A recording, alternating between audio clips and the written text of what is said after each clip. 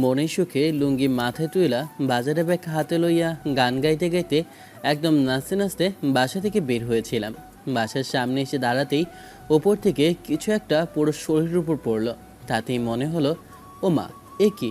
এখন তো বৃষ্টি বাদলের দিন নয়, তার ওপর আবার আকাশটা একেবারে ঝকঝকা ফকফকা তকতকা।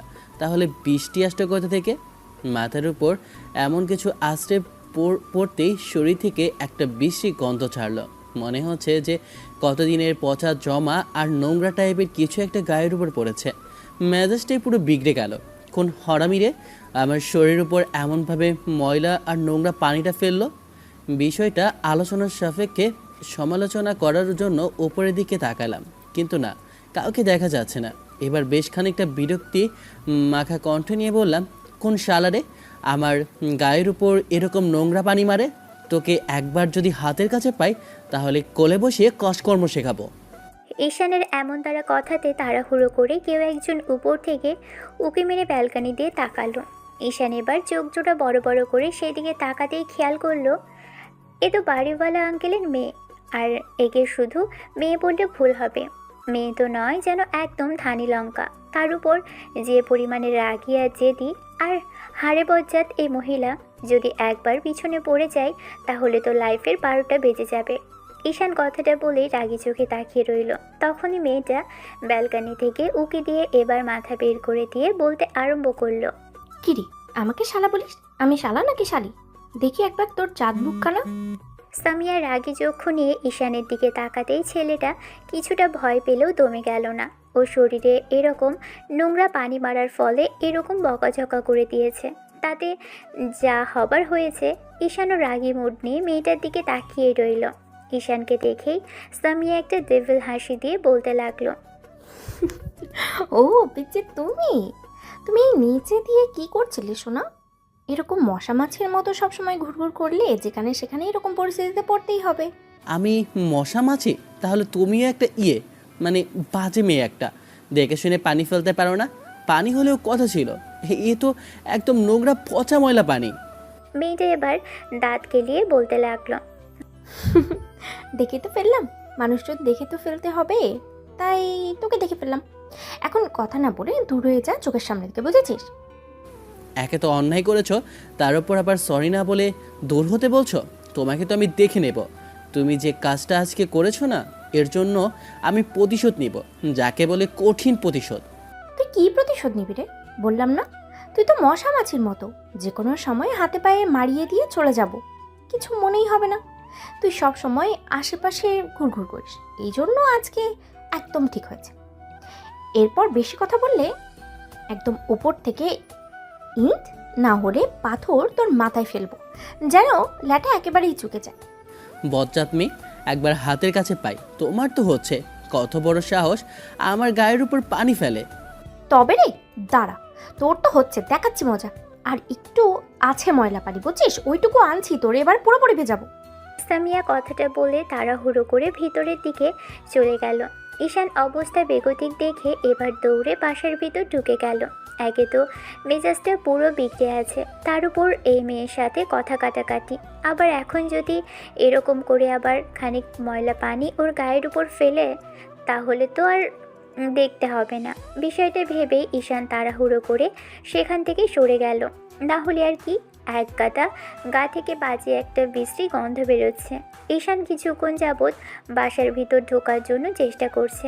এরপর তো আম্মু এরকম কিছু দেখলে একদম হাসাহাসি রোল পড়ে যাবে। তার উপর বলবে যে বাজার করতে পাঠিয়েছিল, তাহলে বাজার কোথায়? না জানি এখন বাসায় ঢুকে কি পরীক্ষার সম্মুখীন হতে হয়। তার উপর বলবে বাজারে যেতে হবে, তাই এরকম একটা কাণ্ড ঘটিয়ে বাসায় চলে এসেছে। কথাগুলো ভেবেই হাজারটা প্রশ্ন মাথায় নিয়ে তারপর তাড়াহুড়ো করে বাসার কলিং বেল দিতেই কিছুক্ষণ বাদে আম্মু এসে দরজা খুলে দিল। তারপর ছেলেকে এই অবস্থায় দাঁড়িয়ে থাকতে দেখে কিছুক্ষণ পা থেকে মাথা অবধি দেখে তারপর একটু অবাক চোখে তাকিয়ে থেকে বলতে লাগলো, বাবু, তোমার এই অবস্থা কেন? আর বলো না আম্মু, বাড়িওয়ালা আঙ্কেলের ওই বড় মেয়েটা আছে না, একদম বজ্জাতের হাড্ডি, ও আমাকে এরকম একটা অবস্থা করেছে। মানে বাড়িওয়ালার মেয়ে? কোনটা? আর ও তোমাকে এই অবস্থা কেন করবে? ওকে ধাক্কা মেরে তোমাকে ড্রেনে কিংবা কাদা পানির মধ্যে ফেলে দিয়েছিল? কোথাও তো রাস্তায় জমা জল নেই আশেপাশে, তাহলে তোমার এই অবস্থা হলো কি করে? আম্মু, আমি কি বলেছি যে রাস্তায় পড়ে গিয়েছিলাম? ওই তো করেছে এমনটা। আমি বাসা থেকে বের হচ্ছিলাম, তখনই ওপর থেকে পচা পানি একদম আমার গায়ের উপর ছুঁড়ে মেরেছে। দেখেছো কি বাজে অবস্থা করেছে? ও একটা বাজে মেয়ে, একটা মেয়ে, না হলে এরকম কিছু করতে পারে? ওকে তো আমি... সত্যি করে বলো তো, ও এই কাজ করেছে, নাকি তুমি বাজারে যাওয়ার জন্য না যাওয়ার জন্য এরকম একটা কাজ ঘটিয়ে বাসায় ফিরে এসেছো? আম্মু, তোমার কি আমাকে দেখে এতই বাজে মনে হয় যে আমি এরকম একটা নাটক করে বাসায় চলে আসব? নিজের গায়ে মানুষ এত বাজে আর নোংরা পানি মাখিয়ে বাসায় আসে, এর থেকে বাজারে যাওয়াটা সহজ ছিল না বলো? আমি কি নোংরা পানি এতটাই ভালোবাসি যার জন্য সব পচা গলা আর নোংরা পানি মাখিয়ে বাসায় এসেছি? নিজের কাছে কেমন বমি বমি পাচ্ছে। আরেকটু হলে আমি মনে হয় বমি করে দেব। সরো সামনে থেকে। ঈশান বকাঝকা দিতে দিতে ওয়াশরুমে চলে গেল। পুরো 1.5 ঘন্টা যাবৎ শাওয়ার নিয়েছে, তারপরও কেন জানি সন্দেহ হচ্ছিল গন্ধ আছে কিনা, তাই পুরো বডি ওয়াশের বোতলটা শেষ করে ফেলেছে। তারপরেও সন্দেহ লাগছে দেখে এক গাদা পারফিউম মেখে তারপর ডাইনিংয়ে আসলো। দেখলো আম্মু বসে টিভি দেখছে। ঈশান এসে আম্মুর পাশে বসে তারপর কোলের মধ্যে মাথা রেখে শুয়ে পড়তেই আম্মু ওর মাথায় হাত বুলিয়ে দিল। আচ্ছা আম্মু, আব্বু কি খুঁজে খুঁজে আর কোথাও বাসা পেল না যে এখানে এসেই আমাদের থাকতে হলো? তার উপর বড় ভাইয়াকে বললাম অন্য কোথাও একটা বাসা নিয়ে নেই। ভাইয়াও একদম রাজি হলো না, বলল এখান থেকে নাকি ওর অফিসটা বেশ কাছাকাছি, তাই এখানেই থাকতে হবে। আব্বু, এটা তো আমাদের পার্মানেন্ট বাসা না বলো? আর তোমার ভাবির বেবি হয়ে গেলে সেও এখানে চলে আসবে, তারপর না হয় আমরা অন্য কোথাও যাওয়ার কথা ভাববো। এই ছোট্ট বাসায় তো আমাদের হবে না। এখান থেকে চলে না গেলেও ওপরের তলায় পুরো একটা ফ্ল্যাট ফাঁকা আছে, সেখানে না হয় গিয়ে থাকবো। এখন এসব নিয়ে আর কথা বাড়িও না। তোমার আব্বুর এখান থেকে অফিসে যাতায়াত করতে সহজ হয়, সেজন্যই এসে এখানে বাসা নিয়েছে। এখন যদি এখান থেকে যাওয়ার কথা বলো তাহলে তোমার আব্বু রেগে যাবে। আর এখান থেকে তো তোমার কলেজটাতে সুবিধা মতোই যেতে পারছো, এর থেকে আর ভালো কি হতে পারে? না, বলছিলাম এত ঝামেলা করে এখানে থাকার কি খুব বেশি দরকার আছে? ঝামেলা আবার কিসের ঝামেলা? আর আমি তো কোনো ঝামেলা দেখছি না। ঝামেলা নয়তো কি? আসার পর থেকে বাড়িওয়ালা আঙ্কেলের মেয়েটা একদম পেছনে পড়ে আছে, যখন তখন যেখানে সেখানে অপমান করে দেয়। আর আজকে আবার কি একটা কাজ করলো দেখো। ওদের জন্য বাসার ছাদেও যাওয়া যাবে না, বলে কি না তার মেয়েকে দেখার জন্য কি না আমরা গিয়ে বসে থাকি, আমরা টাকা দিয়ে ভাড়া থাকি। তার যদি এতই সমস্যা হতো তাহলে সেটা আগেই বলে দিতে পারতো। তা না করে এরকম করে অপমান করাটা কি খুব বেশি প্রয়োজন আছে আম্মু? দেখো আব্বু, কারো বাসাতে থাকতে গেলে একটু একটু নিয়ম কারণ মানতেই হয়। এটা তো আর আমাদের বাসা না। তোমার আব্বু বলেছে সামনে বিজনেসটা দাঁড় করিয়ে ফেলতে পারলে কোথাও একটা জায়গা কিনে সেখানে বাড়ি তৈরি করবে, তারপর না হয় সবাই একসাথে মিলে মিশে থাকা যাবে। ততদিনে তোমার ভাবির বেবিটাও চলে আসবে, আর তোমার অনার্সটাও শেষ হয়ে গেলে তারপর তোমাকেও একটা বিয়ে করিয়ে ফেলবো। তখন বড় বাসা প্রয়োজন হলে তারপর না হয় বিষয়টা দেখা যাবে। এখন আর কথা বাড়িও না তো, এইটুকু একটু নিয়ম কানুন মেনে চলতেই হবে আব্বু। তাই বলে যখন তখন যেখানে সেখানে অপমান করবে? ওদের বাসায় থাকছি তার মানে এই না যে ওদের সব কথা মানতে হবে। আর আমি তো... আমি জানি তুমি কেমন, তুমি যে খুব ভালো ছেলে সেটা আমার ভালো করেই জানা আছে। তাই বলছি কি, ওর থেকে একটু দূরে সরে থাকার চেষ্টা করো। ওর বাবাও যেরকম রাগী টাইপের লোক, মেয়ে হয়েছে ঠিক তেমনই। তাই ওদের থেকে দূরে থাকাই ভালো।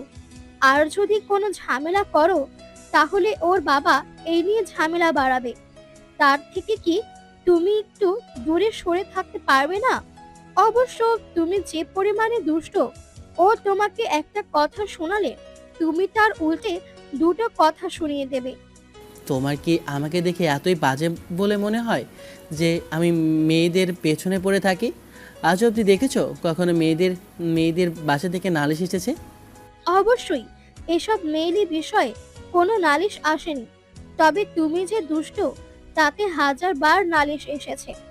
এখন কথা না বলে আমি যেটা বলেছি সেটা ভাবো, আর চিন্তা করে নিজে থেকে ওর থেকে দূরে থাকো। ওর থেকে না হয় শুধু আমি দেখেছি এই ফ্ল্যাটে এবং আশেপাশের অনেকগুলো মেয়ে আছে, তাদের থেকে একটু দূরে থাকার চেষ্টা করো, সেটাই তোমার জন্য ভালো হবে। আপনারা হয়তো বুঝতে পারছেন না যে এখানে কি হচ্ছে, তাহলে শুনুন।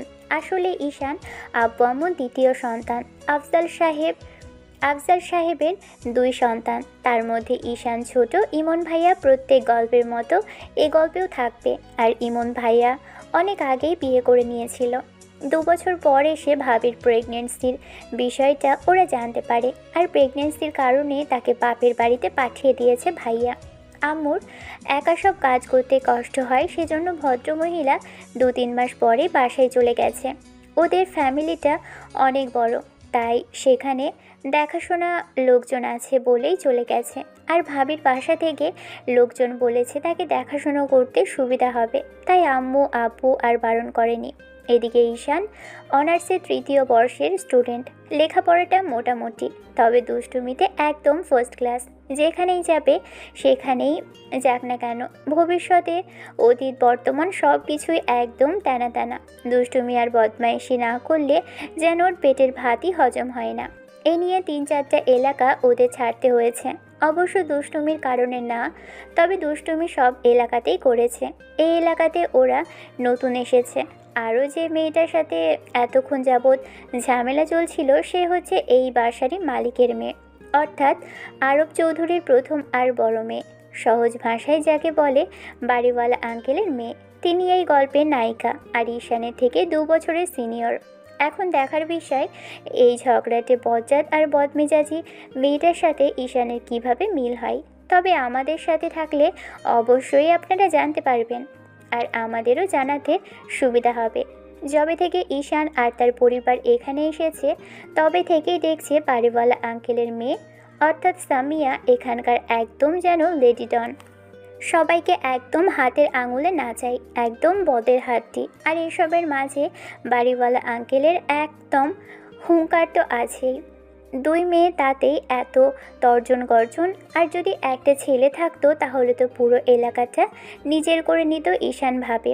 আসার পর থেকে ঈশানের সাথে বেশ কয়েকবার ঝামেলা হয়েছে। ছাদে গিয়েছে, সেখানে ওকে কথা শুনিয়েছে। এলাকায়ও কয়েকবার দেখা হওয়ার পর 1000টা বাজে কথা বলেছে। এই মেয়েটা একদম ছেলেদের মতো টিজ করতে পারে। ঈশানকে দেখলে একদম টিজ করতে আরম্ভ করে। এই জন্যই ঈশানের এসব বিষয় ভালো লাগে না। আর মেয়েটার থেকে দূরে সরে থাকার জন্য আম্মু বললেও সেটা সম্ভব হয়নি, কারণ এই বদমেজাজি মেয়েটা একদম আঠার মতো, যেখানেই যাবে পিছন পিছন যেন আসতে যেতে শুরু করবে। আর আজকে দুপুরের দিকে আব্বু কিংবা ভাইয়া বাসায় কেউ ছিল না বলেই আম্মু ঈশানকে পাঠিয়েছিল বাজারের জন্য। বাজারের ব্যাগ আর টাকা নিয়ে যখনই বের হচ্ছিল তখনই দুজনের মাঝে কেমন কথা হলো সেটা তো আপনারা দেখতেই পেলেন। ঈশান দুপুরের খাবারটা খেয়ে তারপর একটা ভাত ঘুম দিল। ভাবলো পরদিন বাজার করে আনবে, আর যা আছে তাতেই চলে যাবে। আর সেজন্যই আম্মু আর বাহিরে যেতে দেয়নি। যাই হোক, বিকেলের দিকে বাচ্চাদের খেলার হইচয়ে ঈশান বাসা থেকে বের হলো। বেরিয়ে দেখলো ওদের বাসার সামনে যে গলিটা আর রাস্তাটা একটু চওড়া, সেখানে অনেকেই ক্রিকেট খেলছে। বিষয়টা দেখেই এবার ঈশান এসে বাচ্চাদেরকে বলল খেলবে রাখার জন্য, কিন্তু কেউই ওকে খেলতে রাখলো না। শেষে ঈশান সবাইকে উদ্দেশ্য করে বলতে লাগলো, তোমরা যদি আমাকে খেলতে রাখো তাহলে আমি এরপর তোমাদের একটা ব্যাট কিনে দেব আর বলও কিনে দেব, কিন্তু আমাকে প্রত্যেকদিন খেলতে রাখতে হবে। আসলে ঈশানের চেনা জানা কিংবা এখানে কোনো বন্ধু নেই, আর কলেজে যারা আছে তাদের বাসাটা অন্যদিকে আর বেশ খানিকটা দূরে, তাই এখানে তেমন কেউ নেই। তবে কয়েকটা দিন থাকলে হয়তো এখানে কয়েকজন বন্ধু পাঠিয়ে ফেলতে পারবে। এবার বাচ্চারা বিষয়টা বেশ আগ্রহ নিয়ে শুনে তারপর ঈশানকে খেলায় রাখলো। ঈশান উইকেট কিপার দাঁড়িয়েছিল, যে আসছিল ব্যাট করতে তাকে বেশ কায়দা করে আউট করে দিয়েছিল। শেষে যখন ঈশানের ব্যাটিংয়ের পালা আসলো, বাচ্চারা বলল ওকে বাঁ হাতে ব্যাটিং করতে। ঈশান আর উপায় না পেয়ে উল্টো দিকে ফিরে ব্যাটিং করতে লাগলো, কিন্তু তেমন কায়দা করে উঠতে পারছিল না। অনেক চেষ্টা করে যখন একটা বল একদম ব্যাটের নাগালের কাছে পেল, সেটাকে সপাটে ঝেড়ে দিতেই একদম দোতলার ব্যালকনিতে অর্থাৎ প্রভেলিয়নে গিয়ে আছড়ে পড়ল। সাথে সাথেই ঈশানের মাথায় ঘুরপাক খেতে লাগলো, এইটা তো সামিয়া অর্থাৎ বাড়িওয়ালা আঙ্কেলের মেয়ের রুমের ব্যালকনি। ভাবতেই মাথার মধ্যে চক্কর দিয়ে উঠল, এই বুঝি মেয়েটা তর্জন গর্জন করে নিচে নেমে আসলো। কথাটা ভাবতেই ঈশান তাড়াহুড়ো করে বাচ্চাদের ব্যাট দিয়ে বলতে আরম্ভ করলো, শোনো, আমি একটু আসি, আমার না খুব পেয়েছে, আমি একটু পরে আবার আসি তোমাদের জন্য ব্যাট নিয়ে, কেমন? ঈশান এক প্রকার ভয়ে তাড়াহুড়ো করে সেখান থেকে বাসার উদ্দেশ্যে দৌড়লো। এরই মাঝখানে কিছু ভাঙার শব্দ হতেই সামিয়া তাড়াহুড়ো করে উঠে দাঁড়ালো। তারপর বুঝতে পারলো যে ব্যালকনি থেকে শব্দটা এসেছে। দৌড়ে এসে দেখলো ব্যালকনিতে ঝোলানো ওর গোলাপের চারা গাছটার টবে একদম ভেঙে চুরে খান খান অবস্থা। মুহূর্তের মধ্যে একটা গর্জন করে বলতে লাগলো, তবে রে, তোদের তো হচ্ছে, কার এত বড় সাহস আমার টপটা ভেঙে ফেললি? দাঁড়া, আজকে তোদের খেলার স্বাদ আমি মেটাচ্ছি। আমি বারবার বলেছি যেন বল আমার এখানে না আসে, তারপরেও আসলো কি করে? তোদের আজকে হচ্ছে। সামিয়া কথাগুলো বলে যখনই নিচের দিকে নামতে যাবে, এবার বাচ্চারা অবস্থা বেগতিক দেখে যে যার মতো ব্যাটম্যান বল নিয়ে দৌড়ে পালিয়ে গেল।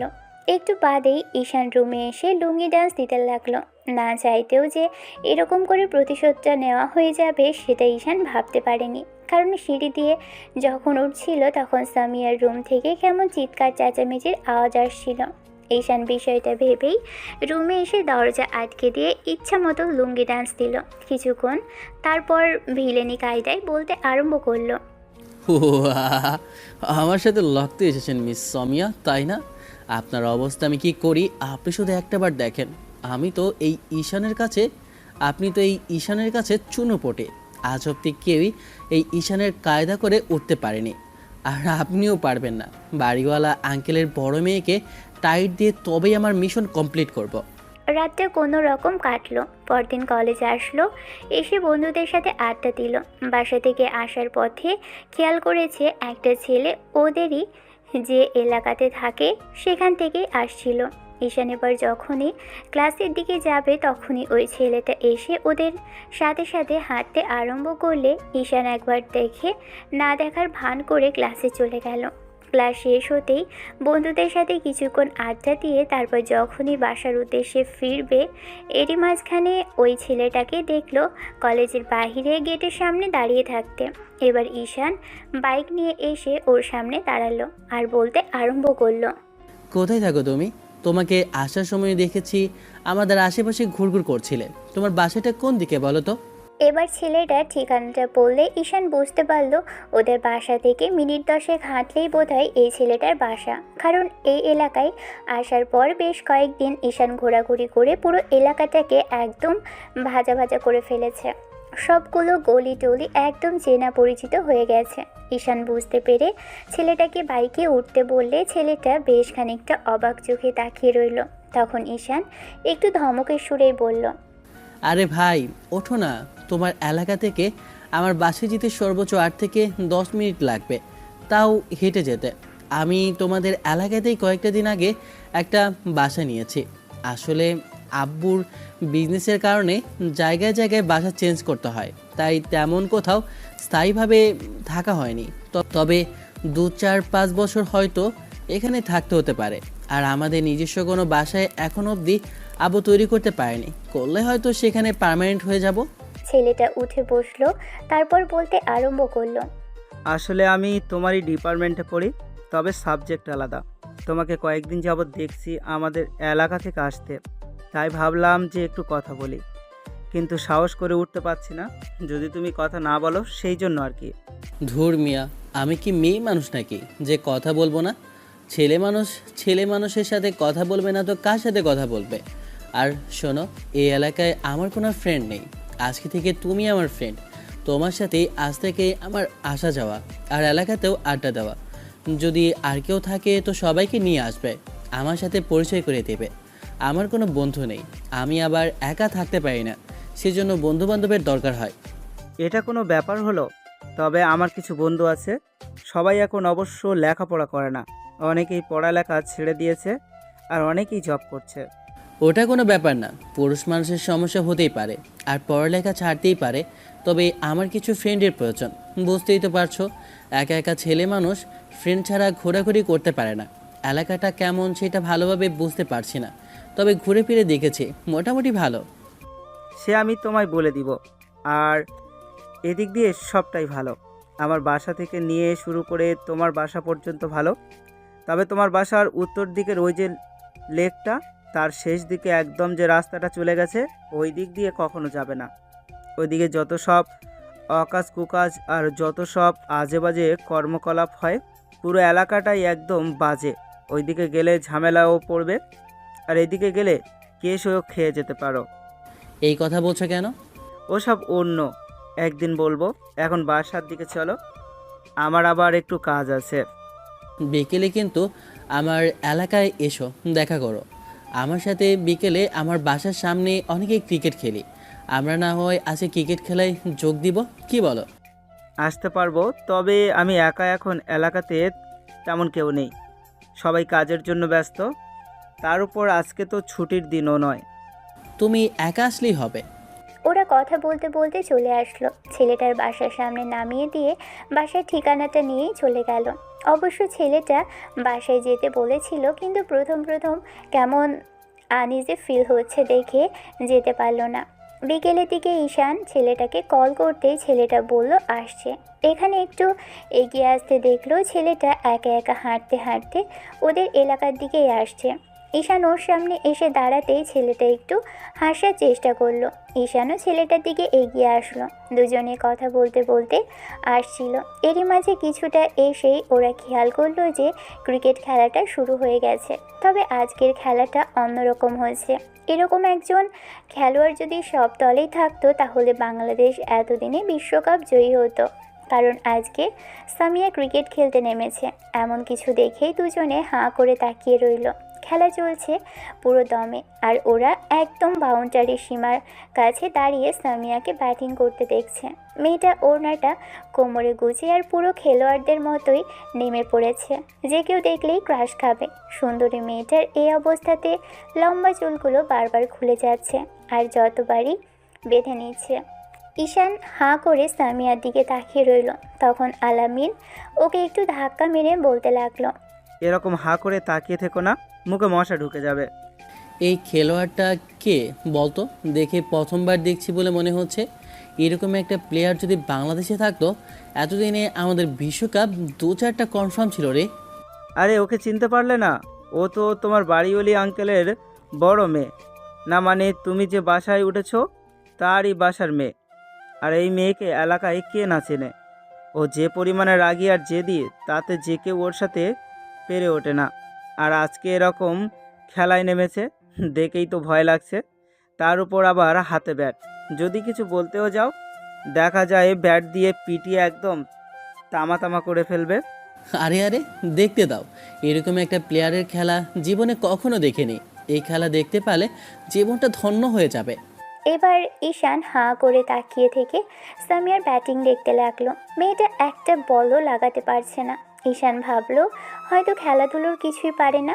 দুজনে হেসেই গড়াগড়ি খাওয়ার মতো অবস্থা হলো, কারণ মেয়েটা একটা বলও কিছুতেই ব্যাটে লাগাতে পারছে না, এমনকি আউটও হচ্ছে না। অন্যদিকে সামিয়া খেয়াল করলো সামনে দাঁড়িয়ে আছে ঈশান আর আরেকটা ছেলে। মেয়েটা কিছু একটা ভাবলো, তারপর ডেভিল একটা হাসি দিয়ে হুটহাট করে ভাবলো ঈশানের গায়ে বল লাগাবে। বিষয়টা ভেবেই জোরে জোরে বল পেটাতে লাগলো। এবার ঈশান খেয়াল করলো সামিয়া এখন বলগুলো ব্যাটে খুব জোরে জোরে হিট করছে। সাথে সাথে ঈশানের মনে হলো যে মেয়েটা ওর দিকেই কেন বল মারছে, তাহলে কি ওর গায়ে লাগানোর ইচ্ছে আছে? আবার পরক্ষণে মনে হলো এই মেয়ে যে বদমেজাজি, তাতে লাগাতে গেলে দেখা গেছে 6 মাস লেগে যেতে পারে। ঈশান তারপরও সেখানেই দাঁড়িয়ে রইল। এবার আলামিন ওকে এরকম উড়াধুরা পেটাতে দেখে বলতে আরম্ভ করলো, শোন ভাই, এই অবস্থায় দাঁড়িয়ে থাকলে দেখা গেছে বল মেরে একদম নাক মুখ ফাটিয়ে দিবে। এখান থেকে চল। অন্যদিকে সামিয়া বারবার সামিয়ার দিকেই তাকাচ্ছে আর জোরে জোরে বল পেটাচ্ছে। ঈশান ভাবলো যে সরে যাওয়াটাই উত্তম, যদি গায়ে এসে লেগে যায় যেভাবে সেই কাজ। বল গায়ে লাগার আগে যখন ঈশান সরতে নিবে এর মাঝখানেই জোরে সরে একটা বল এসে লাগলো ঈশানের। না না, গায়ে লাগেনি, লেগেছে, তবে এমন জায়গায় লেগেছে সেখানকার কথাটা বলাও মুশকিল। বলটা গিয়ে একদম হিট করলো ঈশানের মিডল পয়েন্টে। উইকেটের মতন ঘটে গেল, বল স্ট্যাম্পে হিট করলো। জায়গা মতো বল লাগার সাথে সাথেই ঈশান একদম আর্তনাদ করে জায়গা মতো হাত দিয়ে বসে পড়ল, মাগো বলে চিৎকার দিয়ে। কারণ এমন জায়গায় বলটা লেগেছে যে মুখ দিয়ে বলাটাও একদম অসম্ভব। ঈশান এবার বসে পড়লে আলামিন ওকে ধরে ফেলল। একবার সামিয়ার দিকে তাকাতেই মেয়েটা রাজ্য জয়ের এক হাসি দিল। কোথায় ওর কাছে আসবে সেটা না করে মেয়েটা এবার মনে মনে কিছু একটা বিড়বিড় করতে লাগলো। অন্যদিকে বাচ্চারা এরকম একটা পরিস্থিতি দেখে সেখান থেকে দৌড়ে পালালো। ঈশান খানিকক্ষণ মাগো বাবাগো বলে চিৎকার দিয়ে তারপর চোখ জোড়া বন্ধ করে শুয়ে পড়ল। ঈশানকে এমন করে শুয়ে পড়তে দেখে সামিয়া প্রথমেই দাঁত কেলালেও এবার ছেলেটাকে এরকম সেন্সলেস হয়ে পড়ে যেতে দেখলে খানিকটা ভয় পেয়ে গেল। তাড়াহুড়ো করে মেয়েটা ঈশানের কাছে আসতেই আলামিন বেশ খানিকটা কান্নাকাটির ছলে বলতে আরম্ভ করলো। এইটা আপনি কি করলেন? শেষে কিনা আমার বন্ধুকে এরকম মার্ডার করার জন্য পরিকল্পিতভাবে তার মিটার বক্সের উপর আক্রমণ করলেন। কি কাণ্ড ঘটালেন? আপনার নামে আমি কেস করব, মামলা করব। আপনি যার মেয়ে হন না কেন, যেখানকার মেয়ে হন না কেন, আমি আপনার নামে খুনের মামলা দিব, মার্ডারের মামলা দিব। আপনার 6 মাসের ফাঁসি হবে, 1 বছরের মৃত্যুদণ্ড হবে। আপনাকে আমি দেখে নিব আপনার কি করে সাহস হলো একটা ছেলেকে একদম মিটার বক্স লক্ষ্য করে এরকম বল পাঠানোর। আপনাকে তো পুলিশে দেওয়া উচিত। আপনি একজনের পুরুষত্বের উপর হামলা করেছেন, আপনার জন্য ফাঁসিও যথেষ্ট নয়। আমি আপনাকে দেখে নিব বলে দিলাম। আলামিনের এরকম উল্টাপাল্টা কথা শুনেই কিছুক্ষণ অবাক চোখে তাকিয়ে রইল সামিয়া। তারপর একটা সময় ধমক দিয়ে বলতে লাগলো। চুপ, একদম চুপ। সামান্য একটা বল লেগেছে তাতে এরকম কান্নাকাটি করতে শুরু করে দিয়েছে। আর তোর বন্ধু যে ঢং দেখাচ্ছি সেটা আমি খুব ভালো করেই জানি। যদি ঢং দেখাতো তাহলে নিঃশ্বাস চলতো। আপনি দেখেন ও অজ্ঞান হয়ে গেছে। আপনার তো এবার ফাঁসি হবে, দেখবেন আপনার কি হাল করি আমি, এবার বুঝতে পারবেন। সামিয়া খানিকটা ভয় পেয়ে গেল। মেয়েটা তাড়াহুড়ো করে এসে ঈশানের নাকের কাছে হাত দিতেই বুঝতে পারল যে ছেলেটা নিঃশ্বাস নিচ্ছে না। এবার খানিকটা ভয় পেয়ে গেল মেয়েটা। তারপর একটু শুকনো ঢোক গিলে আমতা আমতা করে বলতে আরম্ভ করলো। মানে আসলে আমি তো ইচ্ছে করে লাগাতে চাইনি, আমি ব্যাট করছিলাম, তখনই তোমরা সামনে চলে আসলে। তারপর তো আমি সব বুঝতে পেরেছি। আপনি ইচ্ছে করেই এমনটা করেছেন, তাই না? আপনাকে আমি জেলের ভাত খাইয়ে ছাড়ব। আমার একমাত্র বন্ধুরা আপনি এত বড় ক্ষতি করলেন, পুরুষত্বের উপর আঘাত করেছেন। এর জন্য দেখেন আপনার কি হাল করি আমি। আলামিন কথাটা বলেই বেশ খানিকক্ষণ কান্না ভেজা কণ্ঠে ওকে বকাঝকা দিতে লাগলো। এবার সামিয়া বলতে আরম্ভ করলো। আরে কিছু হয়নি, তুমি কান্নাকাটি থামাও তো। আচ্ছা আমি দেখছি, তুমি এক কাজ করো, একটু পানি আনো, দেখো ও ঠিক হয়ে যাবে। আলামিন আশেপাশে তাকালেও তখন সামিয়া বুঝতে পেরে নিজেই তাড়াহুড়ো করে সেখান থেকে চলে গেল। কিছুক্ষণ বাদে একটা পানি এনে ঈশানের মুখে ছিটা দিতেও ছেলেটা উঠল না। তখন মেয়েটা বেশ খানিকক্ষণ অবাক চোখে তাকিয়ে থেকে তারপর বলতে লাগলো। ঘটনাটা কি হলো? জ্ঞান হারিয়ে গেল তো পানি ছিটা দিলে জ্ঞান ফিরে আসার কথা, কিন্তু এ তো দেখছি একদম কোনো নিঃশ্বাসও নিচ্ছে না, আর কোনো রেসপন্সও করছে না। তার মানে কি লেটা চুকে গেল নাকি? এ বাবা, এবার তো বেশ ঝামেলায় পড়তে হবে আমাকে। আমি এক্ষুনি ওর বাসায় গিয়ে বলছি, দেখবেন তারপর আপনার কি হাল হয়। সামিয়া এবার হাতের নখ কামড়াতে লাগলো। হুটহাঁটি সামিয়ার মনে হলো যে ছেলেটাকে বাসায় নিয়ে যাওয়া উচিত, তাই তাড়াহুড়ো করে ও বলতে লাগলো। এই তোমার বন্ধুকে ধরো, ওকে বাসায় নিতে হবে। না না, কোনো কথা দিব না। আপনি যে কাজ করেছেন তাতে আপনার আগে শাস্তি হবে, তারপরে এসব নিয়ে ভাবা যাবে। আপনি ইচ্ছে করেই এরকম কাজ করেছেন, আপনাকে আমি পুলিশে দিব, দেখবেন। এবার সামিয়া আলামিনকে একটা ধমক দিলে তারপর দুজনে মিলে চ্যাংদোল্লা করে ছেলেটাকে বাসায় নিয়ে আসলো। আম্মু ঈশানের এমন অবস্থা দেখে বেশ উত্তেজিত হয়ে গেল, আর তাতেই সামিয়া বেশ খানিকটা ভয় পেয়ে গেল। এবার যদি ভদ্রমহিলা ওর বাবার কাছে সব কিছু বলে দেয় তাহলে ঝামেলা হয়ে যাবে, তাই ও নিজেই বলতে আরম্ভ করলো। বলছিলাম কি আন্টি, না মানে আসলে আমি না দেখতে পাইনি, ওই বলে সামনে চলে এসেছিল, আর তারপরে এরকম হঠাৎ করে বলটা ওর। একদম মিথ্যা বলবেন না। আপনি ইচ্ছেই করেই আমার ফ্রেন্ডের অ্যান্ডকোস না মানে থুকো আসলে জায়গা মতামত বলটা দাগিয়েছেন। এর জন্য আপনাকে পুলিশে দিব দেখবেন। আলামিন এরকম কথা বলতেই মেয়েটা চুপচাপ হয়ে গেল। আম্মু বেশ খানিকটা অবাক হয়ে মেয়েটার দিকে তাকিয়ে রইল। তারপর আবার বলতে লাগলো, এখানে আসার পর থেকেই তোমার সাথে আমার ছেলের ঝামেলা হয়ে যাচ্ছে। মামুনি, আমি বলছিলাম কি, যদি তুমি একটু ওর সাথে ঝামেলাটা কমিয়ে করতে তাহলে ভালো হতো। এরকম একটা পরিস্থিতি আজকে সৃষ্টি হতো না। এমনিতে আমার ছেলের গুণগান গাইছি না, ও অনেকটা দুষ্ট। তার উপরে তুমি যে পরিমাণে রাগী, এখানে আসার পর থেকেই ওর সাথে কিসব ঝামেলা হচ্ছে। একই এলাকাতে যেহেতু থাকতে হবে, আর এলাকাতে বলতে কি, একই বাসাতে, তোমাদের বাসাতে আমরা ভাড়া থাকছি, তার মানে এই না যে তোমরা যা খুশি তাই করবে। মামুনি, সবসময় চলাফেরা আর কাজগুলো দেখে শুনে করতে হয়। তুমি তো ওর থেকে বড়, না হয় ও একটু দুষ্ট, কিন্তু তুমি তো ওর থেকে বড়। তুমিও যদি ওর সাথে ঝামেলা করো তাহলে কি করে হবে বলো তো? সরি আন্টি, আমি বুঝতে পারিনি যে এরকম কিছু হয়ে যাবে। আর আমি ইচ্ছে করে করিনি। আমি ওরকম থেকে এরপর থেকে চেষ্টা করব যেন আর কোনো ঝামেলা না হয় ওর সাথে। আম্মু আরও কিছুক্ষণ মেয়েটাকে বোঝাতেই মেয়েটা চলে গেল। ও চলে যেতেই ঈশান উঠে বসলো। আম্মু গেছে ঈশানের জন্য পানি আনতে। ছেলেটা উঠে বসতে আলামিন অবাক হয়ে তাকালো। ও ভেবেছিল ছেলেটা সত্যি সত্যি জ্ঞান হারিয়েছে, কিন্তু এ তো দেখছি বদের হাড্ডির কিছুই হয়নি। এবার আলামিনকে হাঁ করে তাকিয়ে থাকতে দেখে ঈশান একটা ডেভিল হাসি দিয়ে বলতে লাগলো, কি বন্ধু, কেমন দিলাম বলো? একদম ভয় পাইয়ে দিয়েছে। তুমি জানো আমি আপুকে কত বকাঝকা করেছি, যা ইচ্ছে মুখে যা এসেছে তাই বলেছি। একদম ঠিক করেছো। ওর উচিত শিক্ষা হওয়া দরকার ছিল। ও যেখানে যা পারে সেখানে তাই করে। ওর দরকার আছে এরকম বিপদে পড়া।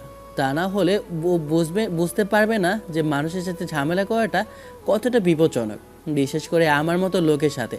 তার উপর ঝামেলা করে আজকে কী পেলো দেখলো, একগাদা বকা। এবার ঠিক হয়েছে না? ওকে তো আমি আরও নাজেহাল অবস্থা করে ছাড়বো। ওর সাহস কী করে হয় এই ঈশানের সাথে লাগতে আসার? বন্ধু এগুলো বাদ দাও, একই এলাকাতে থাকতে হবে। তার উপরে যখন এই মেয়ে বিষয়টা জানতে পারবে তোমাকে কি ছেড়ে কথা বলবে? কখনোই না। আমরা অন্য দিকটা দিয়ে আড্ডা দিব। ও এখানে যা ইচ্ছে তাই করুক, কিছু হলে নিজের বাসায় আর এলাকায় বলাই দেখাবে। সেটা কি খুব ভালো হবে? তার চেয়ে আমরা না হয় দূরে গিয়ে আড্ডা দিব, সেটাই মনে হয় বেটার। এত সহজে হেরে যাওয়ার পাত্র তো আমি নই। ওকে আমি নাজেহাল অবস্থা করে ছাড়বো, তারপর দেখবো ও কোথায় যায় আর আমার বিরুদ্ধে কি করে। আম্মু এসে ঈশানকে উঠে বসতে দেখে বেশ খানিকক্ষণ বকাঝকা করলো। ঈশান পরে বন্ধুর সাথে বাসায় বসে আড্ডা দিল। সন্ধ্যার মুখে ছেলেটা চলে গেল। এমন করে কাটাতে লাগলো দিন। এরই মাঝে কেটে গেছে 2টা সপ্তাহ। আর সামিয়া আপুর সাথে ঈশানের তেমন কোনো ঝামেলা হয়নি। মেয়েটার সাথে দেখা হলেও ঈশান এড়িয়ে গেছে, কারণ সেদিন রাতেও আম্মু অনেক বকাঝকা করেছিল। আর সেদিন ঈশানকে ওরকম একটা বাজে পরিস্থিতির মুখে ফেলে নিজেও অনেকটা ভয় পেয়ে গিয়েছিল।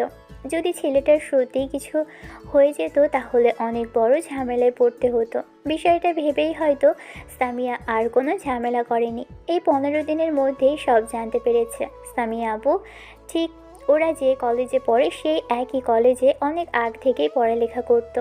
তাই ঈশান খেয়াল করেছে মেয়েটার অনেক বড় একটা ফ্রেন্ড সার্কেল আছে। তারপর ঈশান নিজে থেকেই ওর থেকে দূরে থাকার চেষ্টা করেছে। সামিয়াও কলেজে এসে দেখেছে ঈশান একদম বন্ধুদের সাথে আড্ডার হাসি আনন্দে মেতে থাকে সব সময়। ছেলেটাকে দেখতে বেশ হাসি খুশি। সেদিন ঈশান বন্ধুদের সাথে আড্ডা দিয়ে বাসার দিকেই যাচ্ছিল। এবার যখনই মনে হলো বাসায় যে দিক দিয়ে যাবে ওই রাস্তাটা আজকে ব্লক করা দেখে এসেছে, হয়তো রাস্তার কাজ চলবে, তাই উল্টো দিক ফেরার চিন্তা ভাবনা করলো। কিন্তু আলামিন বলে দিয়েছিল ওই দিকটা দিয়ে ফেরাটা মোটেও ভালো কথা নয়, আর ওই দিকটায় নাকি বেশ বখাটে থাকে। ঈশানের মনে হলো যে কী বার হবে দিনের বেলাতে, তাছাড়া বাইক টেনে বাসায় চলে যাবে, তাতে আর কোনো কিছু হওয়ার সম্ভাবনা নেই। সেদিক দিয়ে ফিরছিল ছেলেটা, কিন্তু ওই রাস্তা দিয়ে 15 মিনিটের মতো আসলো। আর কিছুটা এগোলেই ওই রাস্তা পড়বে। তার কিছুটা আগেই দেখতে পেল দুইটা ছেলে একটা মেয়েকে দাঁড় করিয়ে রেখেছে আর কী সব কথা বলছে। ঈশান একবার বিষয়টা এড়িয়ে যাওয়ার চেষ্টা করলো, আবার পরক্ষণে মনে হলো যে একটা মেয়ে মানুষের সাথে ওরা ঝামেলা করছে। যদি মেয়েটার গায়ে হাত তুলে কিংবা উল্টো পাল্টে কিছু করার চেষ্টা করে, আর এই দিকটায় তেমন লোকও থাকে না। আজকে হয়তো মেয়েটা এখান দিয়ে যাচ্ছিল, তখনই এরকম ঝামেলায় পড়লো। কী ঝামেলা হচ্ছে? ঈশান এগিয়ে এসে হাত 10 দূরে থেকে দাঁড়িয়ে বুঝতে পারলো যে মেয়েটার সাথে ওরা ঝামেলা করছে সেই মেয়েটা আর কেউ নয়, ওদের উপরে তালা অর্থাৎ বাড়িওয়ালা আঙ্কেলের একমাত্র বদমাইশ বদমেজাজি মেয়ে। এমন কিছু দেখে ঈশান তাড়াহুড়ো করে আরেকটু এগিয়ে আসলো। বুঝতে পারলো ছেলে দুটো বেশ বখাটে টাইপের, আর ওদের দেখে নেশাখোর বলেও মনে হচ্ছে। একটা ছেলে তো রীতিমতো তর্ক করছে, আর একটা ব্যাগ নিয়ে টানাটানি করছে। ঈশান বাইকটা চালিয়ে এসে সামিয়াপুর সামনে থাকা ছেলেটার পা বরাবর এনে বাইকটা ব্রেক করলো। সাথে সাথেই ছেলেটার পায়ের সাথে বাইকের চাকার ধাক্কা লাগতেই ছেলেটা একদম হুড়মুড়িয়ে সামিয়ার থেকে কিছুটা পাশেই চলে গেল। অবশ্য সামিয়া নিজেকে সরিয়ে নিয়েছিল, না হলে একদম গায়ের উপর ঢলে পড়তো।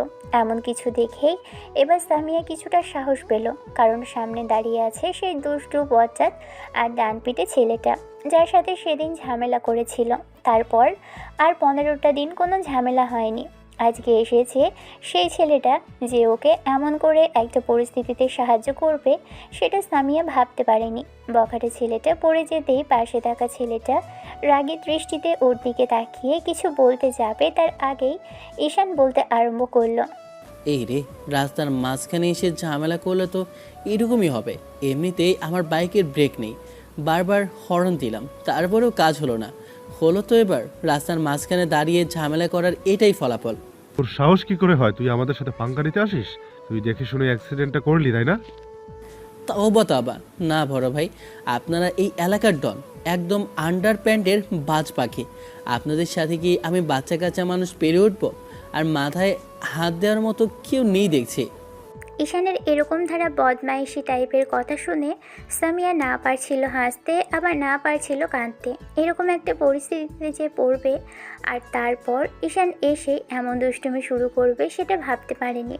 সামিয়া স্পষ্ট দেখেছে ঈশান কিছুক্ষণ ধরে দাঁড়িয়ে ওদের ঝামেলা দেখছিল, তারপর ওকে দেখেই এগিয়ে এসেছে, হয়তো সাহায্য করার জন্য। এবার যে ছেলেটা পড়ে গিয়েছিল সে উঠে আসলো, আর কিছু বলতে যাবে তার আগেই ঈশান বলতে লাগলো, দেখেন ভাই, আমি সোজা সাপটা মানুষ, আমি কোনো ঝামেলা চাই না। আর ঝামেলা কি করব? আপনারা এসে একদম রাস্তার মাঝখানে দাঁড়িয়েছেন, আর এই আপুটাকে কী সব কথা বলছিলেন, হয়তো প্রেম ভালোবাসার কথা বিনিময় করছিলেন। তবে যাই হোক, রাস্তার পাশে দাঁড়ালে আর আজকে এরকম পরিস্থিতির তৈরি হতো না। তুই যা ইচ্ছে তাই করতে পারিস, কিন্তু আমরা তোকে বাধা দিতে পারি? তোর সাহস হলো কি করে এসে আমাকে ধাক্কা মারার? আজকে তো তোর হচ্ছেই। বড় ভাই, আমার ভুল হয়ে গেছে, মাফ করে দিন বড় ভাই। আমি না বুঝতেই পারিনি যে আপনি এখানে আছেন, তাহলে কখনোই এরকম কিছু করতাম না, বিশ্বাস করেন।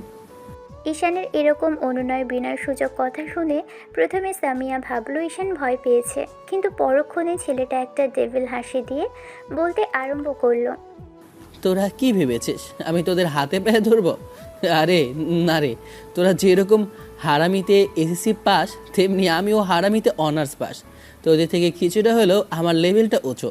তবে তোদের মতো বদমাশ বকাটে আর বজ্জাত ছেলে না, যে মেয়ে মানুষকে সম্মান করতে জানি না। মেয়েটাকে একা রাস্তায় পেয়ে হিরোগিরি দেখানো হচ্ছে না? সাহস থাকলে আমার সাথে লেগে দেখা।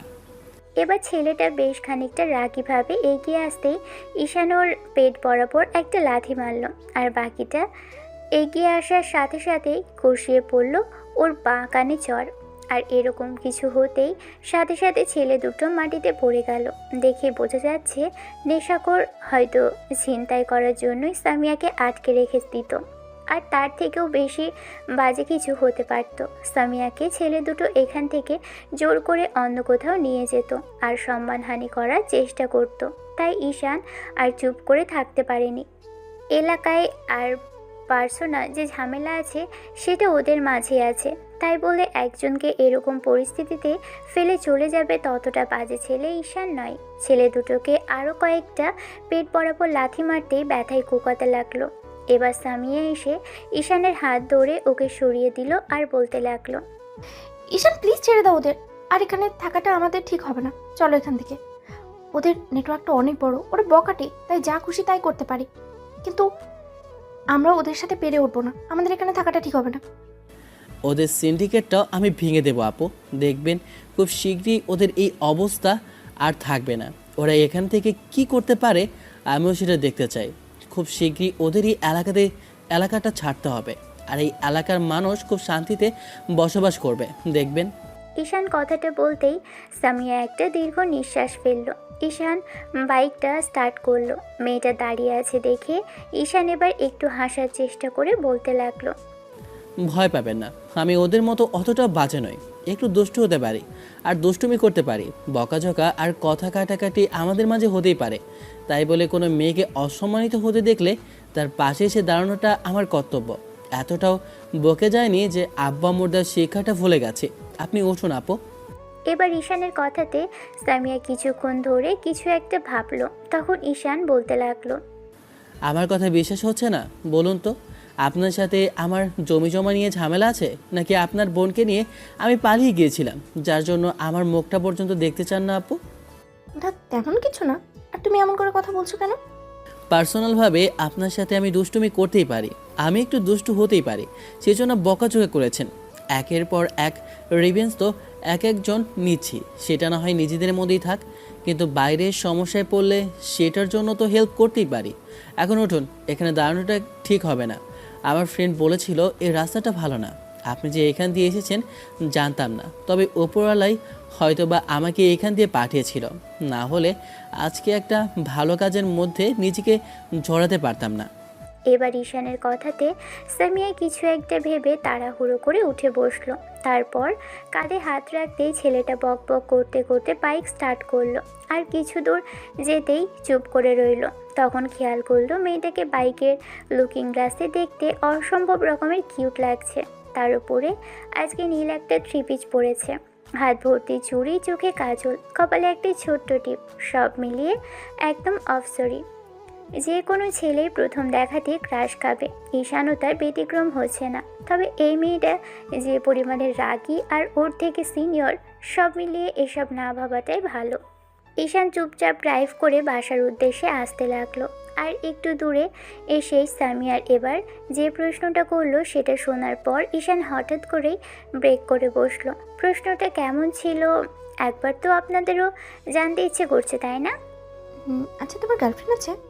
ঈশান তাড়াহুড়ো করে আশেপাশে তাকালো, খেয়াল করলো আশেপাশে তো কেউ নেই। তাহলে কাকে বলছে মেয়েটা কথাগুলো ভেবে ঈশান এবার একটু হাসার চেষ্টা করে বলল, আশেপাশে কাউকে তো দেখছি না, তাহলে নিশ্চয়ই আমাকে বলছেন। কি বললেন আর একবার বলুন তো শুনি।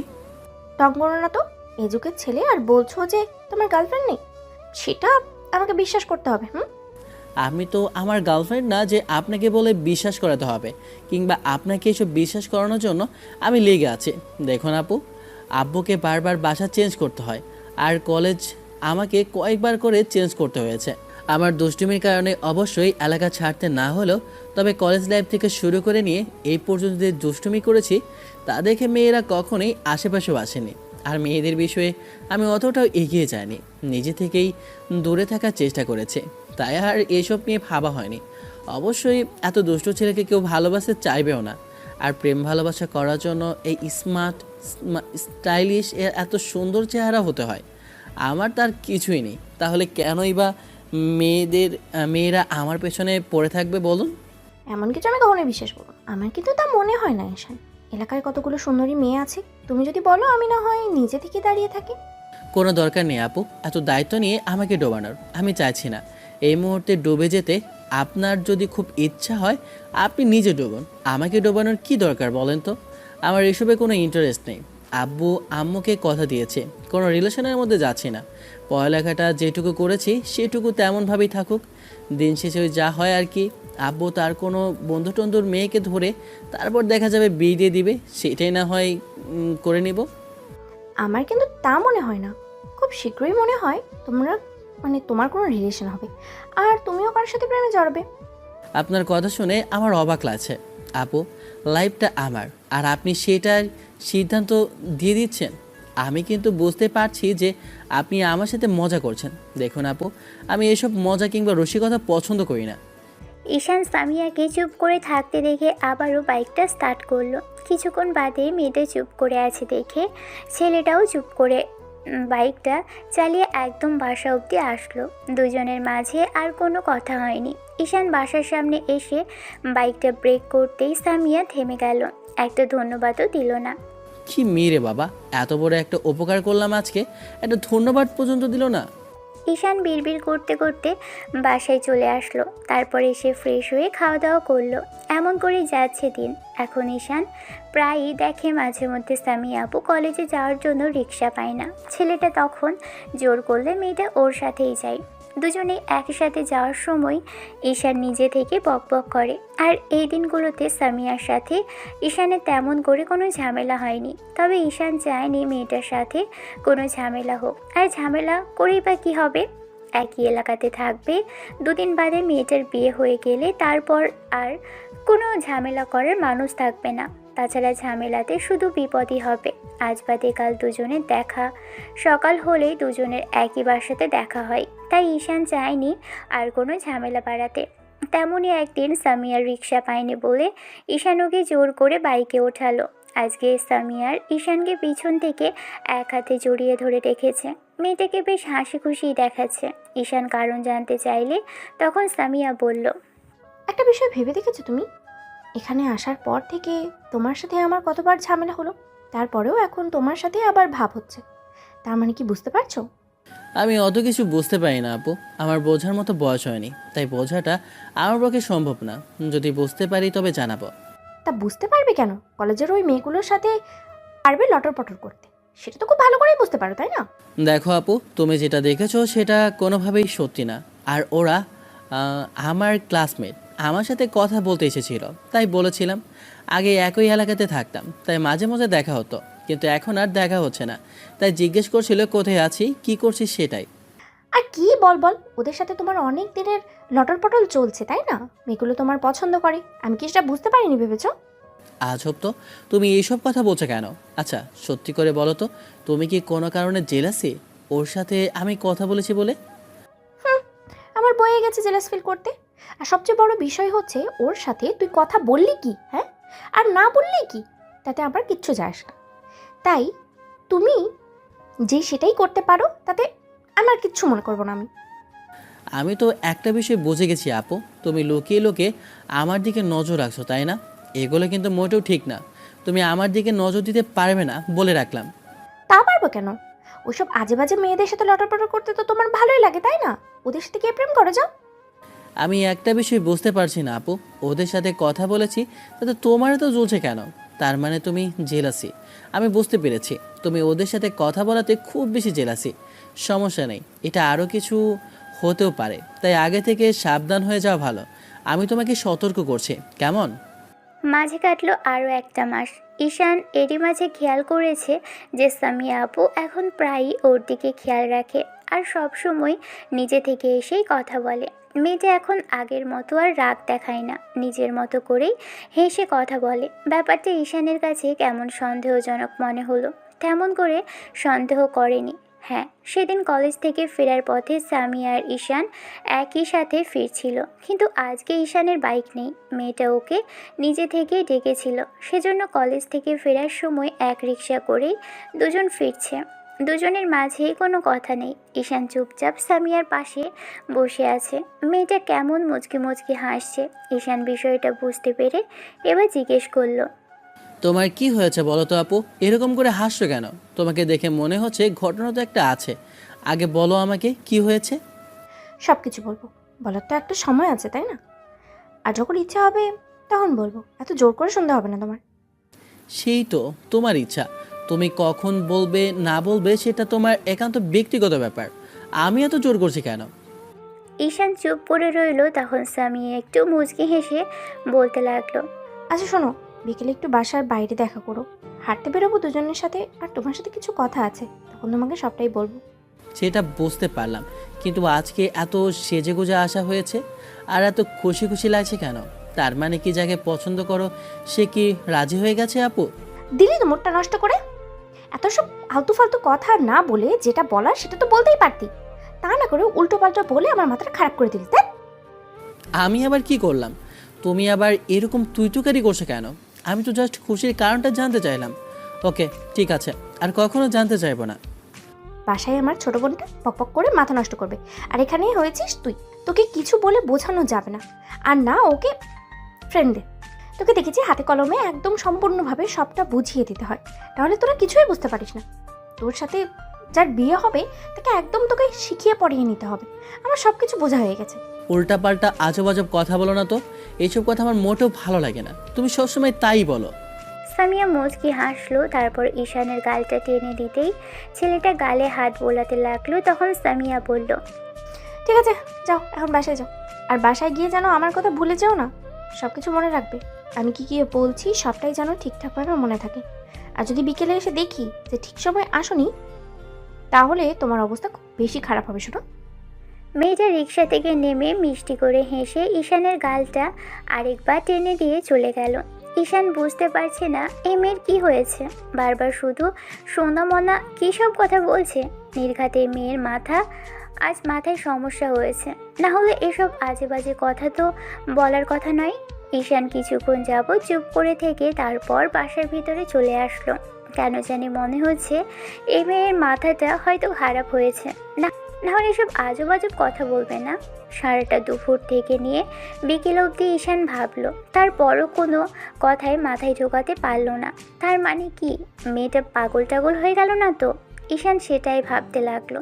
তাহলে বিকেলে কি এমন বলতে চাইছে? ঈশানের মাথায় শুধু সেটাই ঘুরপাক খেতে লাগলো। তারপরও কোনো কিছু ভেবে পেল না। অনেক চেষ্টা করেও যখন কাজ হলো না, তখন কিছুটা ঘুমের মতো আসলো। এর মধ্যে ফোনটা ভাইব্রেট হতেই ঈশান তাড়াহুড়ো করে উঠে বসলো। উঠে দেখলো আলামিন ফোন দিয়েছে। কিছুক্ষণ ছেলেটার সাথে বকবক করে তারপর ফ্রেশ হয়ে নিয়ে অপেক্ষা করতে লাগলো। কখন 4টে বাজে। 4টে বাজার 5 মিনিট আগেই বাসা থেকে বেরোলো ছেলেটা। একটু বাদেই দেখলো সামিয়া আপু গেট দিয়ে বেরোচ্ছে। ঈশানকে দেখার সাথে সাথেই মেয়েটা একটু মুচকি হাসলো। ছেলেটা এগিয়ে আসতেই এবার সামিয়া ওকে দূরে যেতে বলল।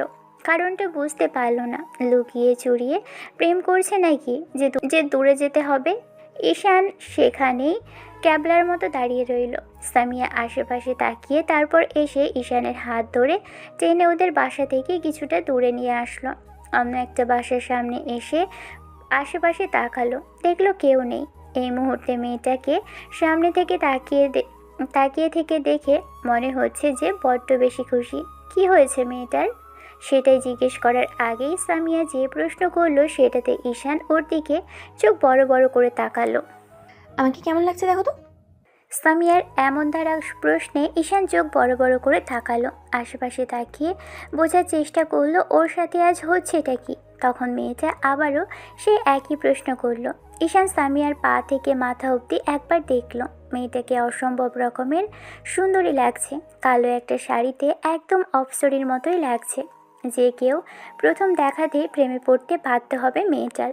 ঈশান যখনই কিছু বলতে যাবে তার আগেই মনে হলো যে কিছু তো একটা আশেপাশে হচ্ছে। সামিয়া ওর দিকে উৎসুক জনতার মতো তাকিয়ে রইল। ঈশান আশেপাশে তাকাতে লাগলো, আর হুটহাট করেই ছেলেটার চোখ গেল ওর থেকে দূরে কিছু একটা দোতলা থেকে ঝুলছে। ঈশান সেদিকে তাকিয়ে বুঝতে পারল একটা পিচ্চি বাচ্চা রেলিংয়ের অনেকটা কাছে চলে আসছে, আর কিছুটা হলেই হয়তো পড়ে যাবে। ঈশান সেদিকেই তাকিয়ে দেখছে। অন্যদিকে সামিয়া নিজের দিকে ঈশানকে তাকাতে না দেখে খানিকটা বিরক্তিকর ভাব নিয়ে এবার রাগান্বিত কণ্ঠে বলতে লাগলো, আমি তোমাকে এত সময় ধরে জিজ্ঞেস করছি আমাকে কেমন লাগছে দেখতে, আর তুমি কি না এদিকে ওদিকে তাকাচ্ছ। কি দেখো এদিকে? হ্যাঁ, আমার দিকে তাকাও না। যে কোনো ছেলে আমার দিকে তাকানোর জন্য তোমার সাথে কথা বলার জন্য ব্যস্ত থাকে, সেখানে আমি তোমাকে এত সময় ধরে জিজ্ঞেস করছি আমাকে কেমন লাগছে দেখতে, আর তুমি কি না এদিকে ওদিকে তাকাচ্ছ। কি দেখো এদিকে? হ্যাঁ, আমার দিকে তাকাও না। যে কোনো ছেলেই আমার দিকে তাকানোর জন্য আমার সাথে কথা বলার জন্য ব্যস্ত হয়ে থাকে, সেখানে আমি তোমাকে সুযোগ দিচ্ছি আর বলছি আমাকে দেখতে কেমন লাগছে সেটার জন্য এক্সপ্লেন করতে, তুমি কিনা অন্যদিকে মুখ ঘুরিয়ে রেখেছো। সামিয়া ঈশানের থেকে কোনো রেসপন্স না পেয়ে ঈশান যেদিকে দৃষ্টি রেখেছে সেদিকেই তাকাতেই খেয়াল করলো একটা পিচ্চি বাচ্চা রেলিং ধরে ঝুলছে, আর হয়তো কিছুক্ষণের মধ্যেই পড়ে যাবে। সামিয়ার বুকের ভিতরটা ধক করে উঠল। সাথে সাথেই মেয়েটা কিছু বলতে যাবে তার আগেই ঈশান সেদিকে দৌড় লাগালো। কয়েক পা যেতেই এবার দোতলায় রুমের ওপাশ থেকে বাবু বলে একটা চিৎকার ভেসে আসলো কানে। নিমেষের মধ্যেই সামিয়াও একটা চিৎকার দিয়ে উঠল না বলে। ঈশান গিয়ে একদম যে রেলিংয়ের উপরে বাচ্চাটা ঝুলছিল সেখানে দাঁড়ালো, আর তারপরেই কয়েক সেকেন্ড আর সব কিছু স্তব্ধ। যখনই বাচ্চাটার হাত ফসকে পড়ে যেতে নিয়েছিল তখনই ঈশান নিচ থেকে বাচ্চাটাকে ধরে ফেলল। কিন্তু যখন বাচ্চাটা পড়ল তখনই উপর থেকে কেউ একজন উঁকি দিয়ে দেখল, আর সামিয়ার সাথে সাথে চোখ জোড়া বন্ধ করে নিয়েছিল। ভেবেছিল এই বুঝি বাচ্চাটা নিচে পড়ে মারা যাবে, আর হয়তো রক্তারক্তি অবস্থা হবে। এরকম একটা বাজে পরিস্থিতি চোখের সামনে দেখতে পারবে না বলেই সামিয়া চোখ জোড়ায় খিচে বন্ধ করে নিয়েছিল। হাত পা কাঁপছে, অসাড় হয়ে আসছে। মিনিট খানেক এমন করে যেতেই এবার শব্দ কানে আসতে লাগলো চারপাশ থেকে। লোকজনের হইচইয়ের শব্দ আসতেই সামিয়া বুঝতে পারলো যে লোকজনের ভিড় জমে গেছে। তাড়াহুড়ো করে চোখ জোড়া খুলে তাকিয়ে দেখলো প্রায় 50 থেকে 60 জন লোক সেখানে কয়েক মিনিটের মধ্যেই জড়ো হয়ে গেছে। আর বাচ্চাটার মা এসে কান্নাকাটি জুড়ে দিয়েছে। ঈশান পিচ্চিটাকে কোলে নিয়ে বসে আছে। বাচ্চার মা আসতেই ঈশান বাচ্চাকে কোলে উঠিয়ে দিল আর বলতে আরম্ভ করলো, আন্টি, আপনার বাচ্চার কিছুই হয়নি, তবে আপনাদের উচিত ছিল ওর খেয়াল রাখার। অন্তত বেলকনির দরজাটা বন্ধ করে দেওয়া উচিত ছিল। আজকে যদি আল্লাহ না করুক আমি ঠিক সময়ে দেখতে না পেতাম তাহলে কি হতো বলুন তো? বাচ্চাদেরকে একটু খেয়াল রাখবেন।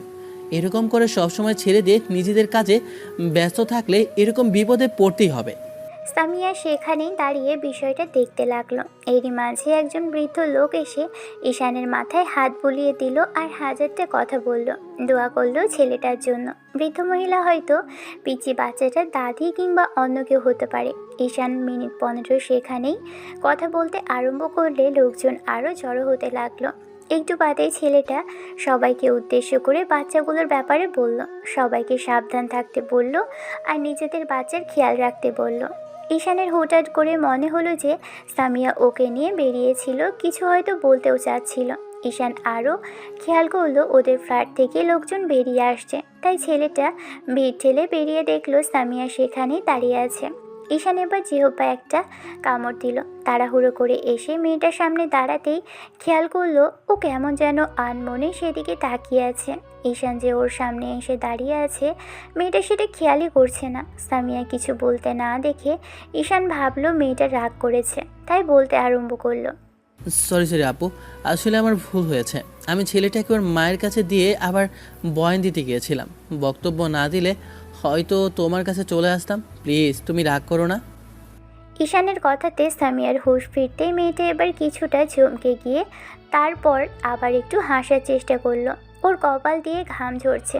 ঈশান একটু টিস্যু বের করে মেয়েটার কপালটা মুছিয়ে দিতে বলতে লাগলো, ভয় পেয়ে গিয়েছিলে তাই না? এরকম কিছু হলে ভয় পাওয়াটাই স্বাভাবিক। শোনো, এগুলো বাদ দাও। এখন বলো তুমি কী যেন বলার জন্য আমাকে ডেকেছিলে, আর এতক্ষণ ধরে বলতে না পারার জন্য আমি দূরে ছিলাম, সেটার জন্য অনেক বেশি সরি। এখন বলো প্লিজ, কি বলতে চেয়েছিলে? না, আজকে না, অন্য কোনো একদিন বলবো। এ বাবা, তুমি রাগ করলে? প্লিজ রাগ করো না। দেখো, ওই বাচ্চাটা তো তোমারও হতে পারতো। তোমার ভাই কিংবা অন্য কেউ। বাঁচানোর মালিক আল্লাহ, কিন্তু আমি সেটার ওসিলা ছিলাম মাত্র।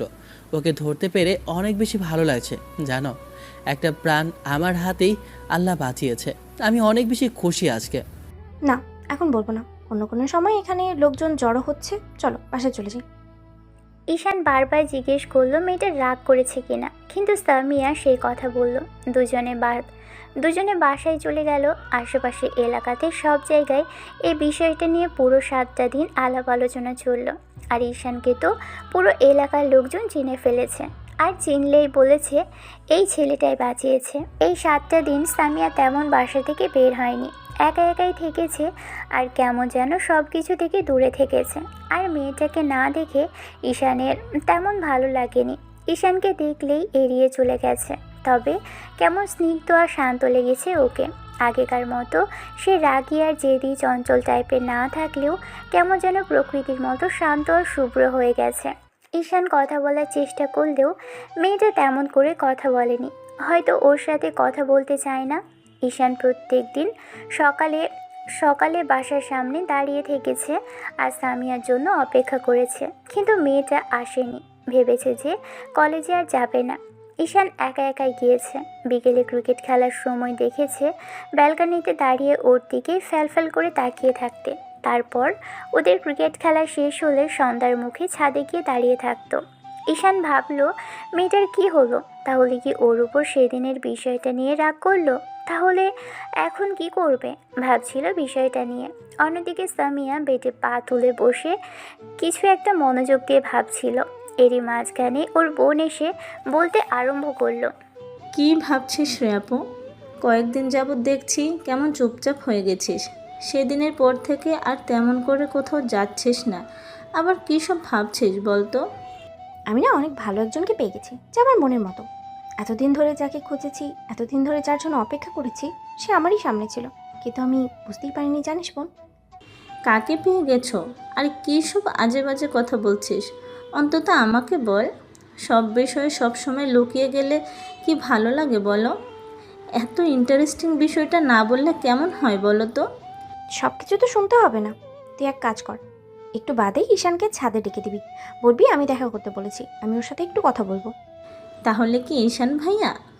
সব বিষয় এত বাড়াবাড়ি করতে হয় না। তুই এত বেশি বুঝিস কেন? ছোট মানুষ হয়ে এত বেশি কথা বলতে হয় না, জানিস না? যাচ্ছি যাচ্ছি, বকা দিও না।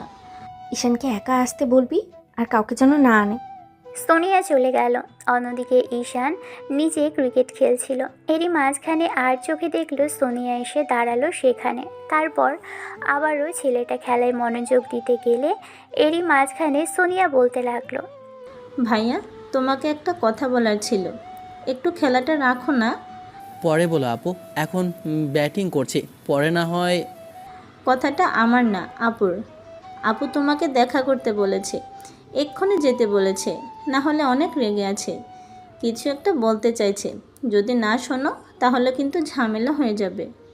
সামিয়া ডেকেছে শুনে ঈশানের কেমন যেন একটা সন্দেহ হলো। তাহলে মেয়েটা কি বলতে চাইছে? নাকি ওর সাথে আর কথা বলবে না, ওকে দূরে থাকতে বলবে? এরকম কিছু বলার জন্যই ডেকেছে। সামিয়া আপুর কি ওর প্রতি দুর্বলতা আছে সেটা ভেবেই মেয়েটা ওকে দূরে থাকতে বলেছে? এরকম কিছু ভেবে ঈশান একটা দীর্ঘ নিঃশ্বাস ফেলল।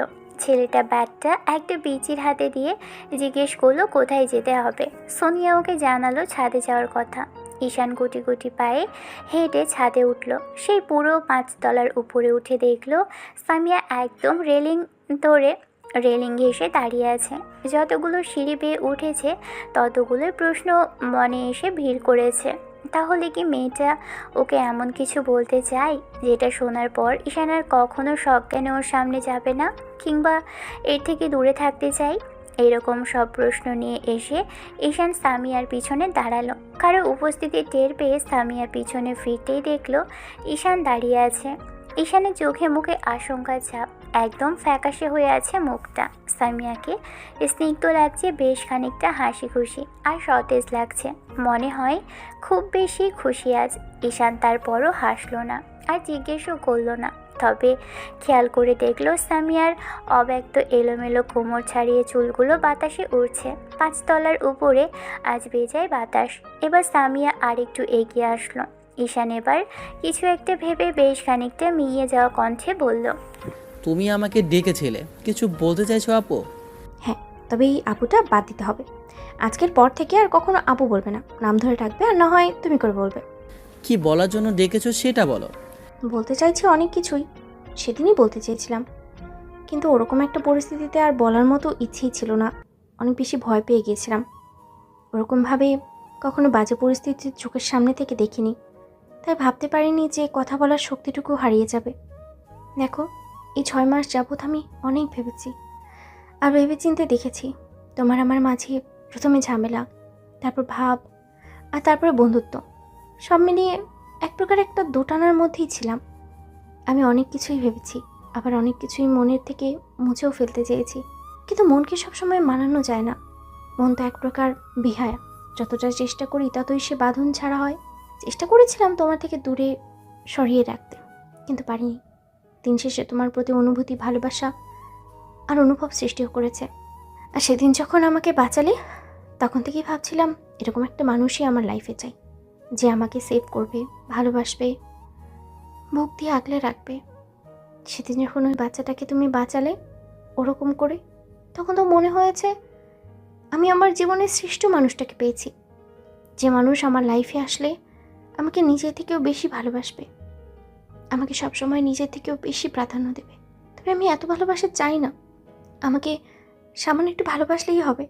তোমার এই ছোট্ট বুকে আমাকে মাথা গোঁজার ঠাঁইটুকু দিলেই হবে। জানি না আমি কী সব এলোমেলো অগোছালো কথা বলছি, তবে এই মুহূর্তে আমার জুনিয়র সেই অনুভূতির মানুষটার সামনে আমি অনুভূতিটাকে ঠিক রাখতে পারছি না। আবেগে এলোমেলো হয়ে যাচ্ছে কথাগুলো। আমি জানি না তুমি বিষয়টা কেমন করে নেবে, কি ভাববে, তবে আমি আর না বলে থাকতে পারছিলাম না। তোমার সাথে কথা বলা, তোমার সাথে চলাফেরা করা সব মিলিয়ে আমি মিস করছিলাম, তাই চাইছিলাম কাছাকাছি আসতে। আমি জানি না ভালোবাসার কথা কেমন করে বলতে হয়, তবে আমার মন চাইছিল আমি সবটাই বলে দিলাম। আমি তোমাকে চাই, কিভাবে চাই জানি না, তবে খুব কাছে চাই। আমার এসব এত অনুভূতি, আবেগ আর ইমোশন যদি ভালোবাসা হয়ে থাকে, তাহলে সেটাই। আমি ভালোবাসতাম তোমাকে, আর চাই, কেন চাই জানি না, তবে খুব করে চাই ঈশান। ঈশান ফ্যাল ফ্যাল করে সামিয়ার দিকে তাকিয়ে আছে, ভাবছে হয়তো মেয়েটা কি না কি বলবে, কিন্তু এরকম একটা অনুভূতির কথা ওর সামনে প্রকাশ করবে ঈশান ভাবতেও পারেনি। নিজে থেকে বয়সের সিনিয়র একটা মেয়ে ওকে ভালোবাসার কথা বলেছে, আর এতগুলো অনুভূতির কথা জানান দিল, এত সুন্দর করে গুছিয়ে কথা বলেছে, যার জন্য ঈশানের মনটা ছুঁয়ে গেল। ও কিছুক্ষণের মধ্যে একটা দীর্ঘ নিঃশ্বাস ফেলল। ভেবেছিল তো মেয়েটি কি না কি বলবে, ওর থেকে দূরে থাকতে বলবে, আরও কত সব আজে বাজে আর নেগেটিভ চিন্তা ভাবনা করেছিল। আর এখন সবটাই শোনার পর মাথা থেকে সব আজে বাজে চিন্তা চলে গেল। আর নিমেষের মাঝেই যখন মনে হলো 2 বছরের সিনিয়র একটা মেয়ে, বাড়িওয়ালা সেই বজ্জাত মেয়ে কিনা ওকে ভালোবাসে, সাথে সাথে ঈশান একটা দীর্ঘ নিঃশ্বাস ফেলল। সামিয়া যখন জানতে চাইল কি হলো, তুমি কথা বলছো না যে? ঈশানের হুঁশ ফিরতেই ও বলতে আরম্ভ করলো, তুমি এই কথা বলার জন্য আমাকে এখানে ডেকেছিলে? উফ, আমি তো ভয় পেয়ে গিয়েছিলাম জানো। কেন, তুমি কি ভেবেছিলে আমি তোমাকে বকাঝকা করব, কোনো বিষয়ের জন্য রাগ করব? না, ভেবেছিলাম বলবে আমি যেন তোমার থেকে দূরে সরে থাকি, তুমি অন্য কাউকে পছন্দ করো, তাকেই ভালোবাসো, আমি যেন তোমার আশেপাশেও না আসি। মানে যত সব নেগেটিভ চিন্তাভাবনা আছে সব তোমার থেকে মোট কথা দূরে সরে থাকার কথা বলবে, এরকম কিছু ভেবেছিলাম। ভয় পেয়ে গিয়েছিলাম কারণ কেন কেন ভয় পেয়ে গেছিলে কেন, আর কি কারণ? সামিয়া কথাগুলো বলেই এগিয়ে আসলো, তারপর ঈশানের শার্টের কলারে হাত রাখলো আর ওকে একটু নিজের দিকে এগিয়ে নিতেই অবাক হলো। তখন সামিয়া বলতে লাগলো, কারণটা আমি বলি ঈশান। কারণ আমি বলতে পারবো না আর জানিও না, তবে তুমি আমাকে ইগনোর করছিলেই যে কয়েকদিন, তখন আমার একটু ভালো লাগেনি। কি করব, কি করলে ভালো লাগবে? তোমার সাথে কথা বলতে পারবো, কখন তোমার সাথে কথা হবে, তুমি আমাকে ডাকবে, আবার আগের মতো মেলামেশা চলবে, এসবই। কিন্তু সোনিয়া যখন ডাকলো ভেবেছিলাম যে অন্য কিছু হবে, তাই ভয় পেয়ে গিয়েছিলাম। ভয় পেয়ে গিয়েছিলে এই জন্য কারণ তুমি আমায় ভালোবাসো, আর তুমি চাচ্ছ আমি যেন তোমার আশেপাশেই থাকি, তোমাকে যেন এরকম করেই ভালোবাসি, সবসময় আদর করি আর কেয়ারের ওপরেই রাখি। ঈশান চোখ বড় বড় করে মেয়েটার দিকে তাকিয়ে রইল। এই মুহূর্তে দুজনের নিঃশ্বাস দুজনের মুখের উপর পড়ছে। ঈশান কোনো কথা বলছে না দেখে সামিয়া ছেলেটার নাকে না ঘষে দিয়ে বলল, কি হলো বলো? আমি অতশত জানি না, এরকম যদি হয়ে থাকে তাহলে তাই, তবে আমি জানি না তুমি এরকম কেন করেছো, কিন্তু আর কখনো এরকম করবে না। তুমি দূরে থাকলে আমার ভালো লাগবে না, সত্যি বিশ্বাস করো। মারো, বকাঝকা করো, যা ইচ্ছা তাই করো, আগের মতো রাগারাগি করো, তারপরে দূরে যাওয়ার চেষ্টা করো না। আমি এরকম করে বললে তো হবে না, শোনো, ভালোবাসার কথা আমাকে মুখে বলে দিতে হবে। সামিয়ার কথাটা শেষ করতে দিল না, তার আগেই ছেলেটা ওর কোমর জড়িয়ে ধরল। সাথে সাথে মেয়েটা বেশ খানিকটা হক চুকিয়ে গেল, সামিয়া ঈশানের বুকের সাথে মিশে গেল। তারপর ছেলেটা এক হাত ওর মুখের পাশে রাখতেই মেয়েটা ওর বুকের মধ্যে মুখ লুকিয়ে নিল। সামিয়া ঈশানকে জড়িয়ে ধরতেই মেয়েটার মাথাটা থুতনি ঠেকতে বলতে লাগলো, আই লাভ ইউ, আমার ভাড়াটিয়া আঙ্কেলের সিনিয়র মেয়ে। বজ্জাত ছেলে কী সব বলে, এখান থেকে তুমি করে বলবে, বুঝছো? সামিয়া বলবে আমি শুধু তোমার ঈশান। তাই তাহলে একেবারে আমার করার ব্যবস্থা করতে হয় দেখছি। সামিয়া মাথা তুলে যখনই প্রশ্ন করতে যাবে তার আগেই ঈশানের ঠোঁট জোড়া বন্ধ করে দিল। মেয়েটা চোখ বড় বড় করে ঈশানের এরকম কাজকর্ম দেখছিল। তারপর একটা সময় ওর মুখে হাসি ফুটে উঠল।